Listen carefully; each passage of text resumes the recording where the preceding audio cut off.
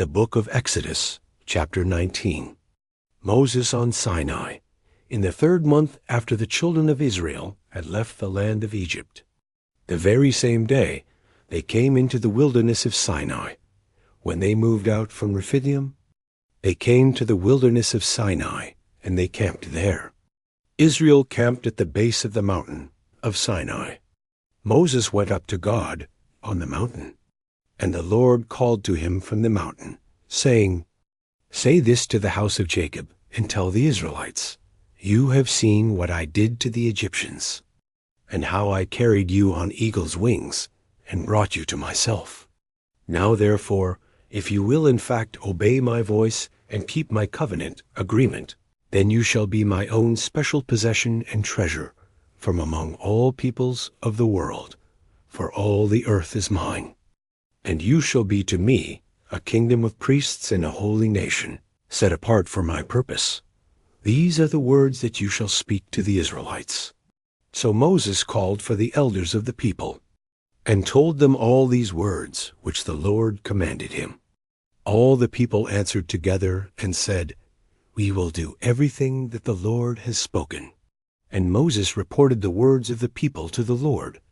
The Lord said to Moses, "Behold, I will come to you in a thick cloud, so that the people may hear when I speak with you, and may believe and trust in you forever."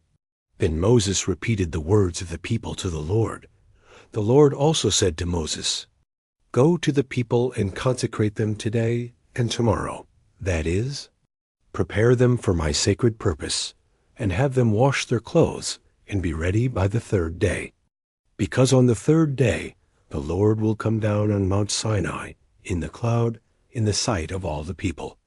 You shall set barriers for the people all around the mountain, saying, Beware that you do not go up on the mountain or touch its border. Whoever touches the mountain must be put to death. No hand shall touch him, that is, no one shall try to save the guilty party, but the offender must be stoned or shot through with arrows. Whether man or animal that touches the mountain, he shall not live. When the ram's horn sounds a long blast, they shall come up to the mountain."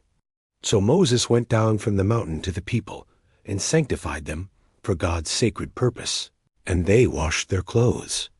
He said to the people, "Be prepared for the 3rd day. Do not be intimate with a woman." So it happened on the 3rd day, when it was morning, that there were thunder and flashes of lightning, and a thick cloud was on the mountain, and a very loud blast was sounded on a ram's horn, so that all the people who were in the camp trembled. Then Moses brought the people out of the camp to meet God, and they stood and presented themselves at the foot of the mountain. The Lord visits Sinai. Mount Sinai was wrapped in smoke, because the Lord descended upon it in fire.